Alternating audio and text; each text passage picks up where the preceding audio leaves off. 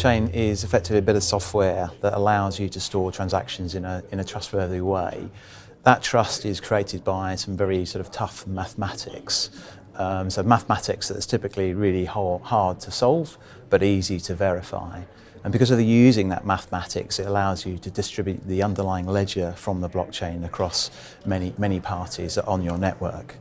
So typically you can add things to the blockchain, you can edit things on the blockchain, but you can't remove, and thus you get an audit trail, which is one of the important benefits of blockchain.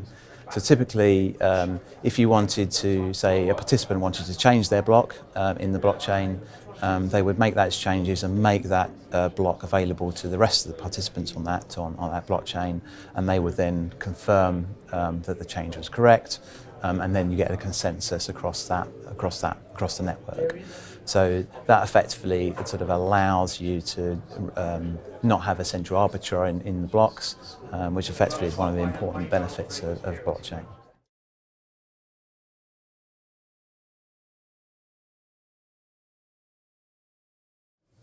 So I think blockchain's got many uses. I think a lot of the use cases that have come out over the last couple of years have focused very much on a number of things, such as international payments, such as how to remove the operational inefficiencies in various underlying processes. Because you're using a shared ledger, it allows you to avoid doing a number of reconciliations between various parties.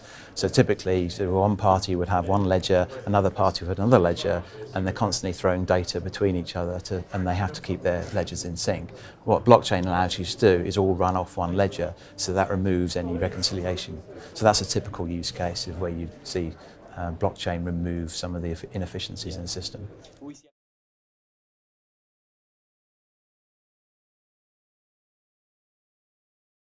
I think there's uses across all of the value chain. I think very much financial services have jumped in blockchain and see it as potential to remove some of their inefficiencies. But if you expand it across the whole value chain, I think from purchasing all the way to invoicing to supply management, etc.